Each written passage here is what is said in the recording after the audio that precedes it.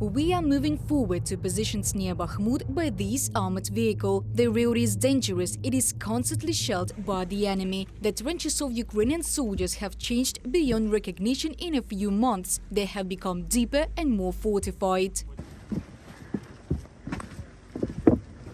So that the earth does not crumble from explosions and after rains, the walls are reinforced with already used ammunition boxes. We are in the pillbox position. This is our fully equipped pillbox. Here we have the Shaka, 12.7 caliber. It is against lightly armored vehicles. It stands in the direction of the road to Bakhmut. We shoot through, guard the road. Firing range is up to 2 kilometers. It works well. Though it is old, it still fires.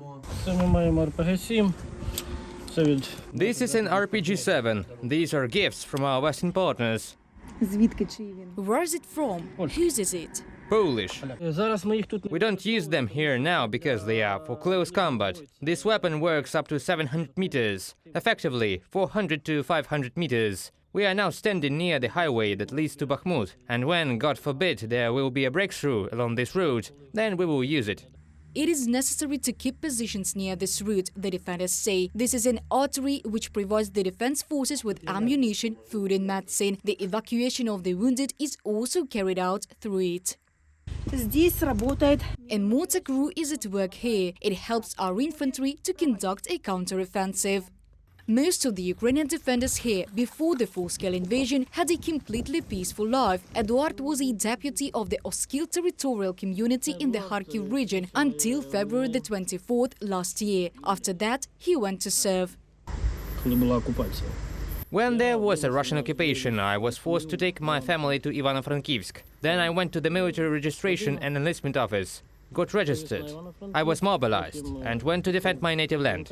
Despite the fact that the city of Izium has already been liberated, I still continue to defend my country, because we need to reach the borders of Ukraine, the borders of the Luhansk and Donetsk regions. Soldiers say there is practically no free time at these positions. Combat missions are replaced by duty. Those who are not in patrol strengthen their positions.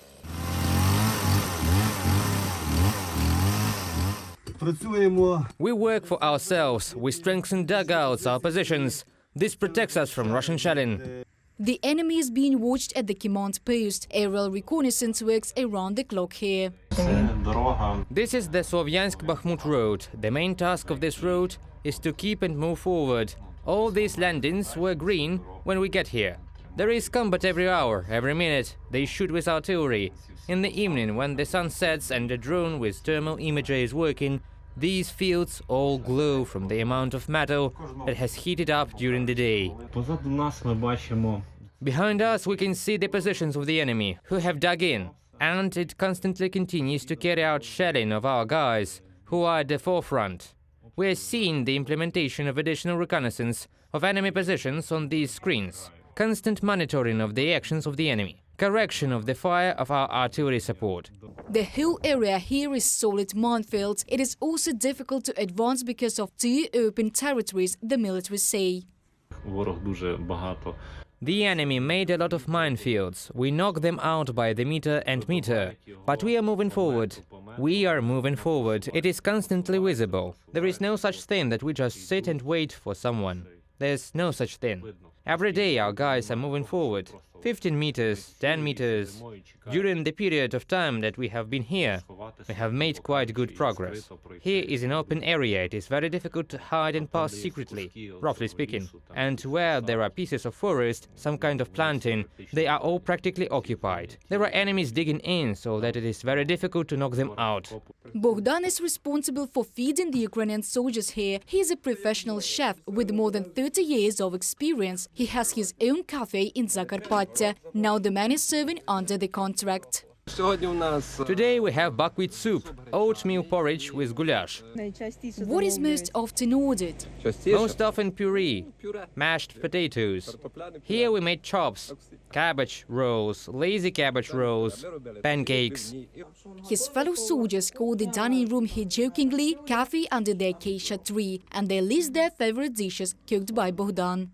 Wochi from Zakarpattia. This is baked meat with onions. Baked right here. He cooks many dishes, always pampers people somehow. People see it and understand. In the meantime, fierce fighting continues on the outskirts of Bakhmut. According to the General Staff, Russian troops are trying to regain lost positions. The Ukrainian Defense Forces, despite the constant enemy artillery strikes and minefields, continue to move forward.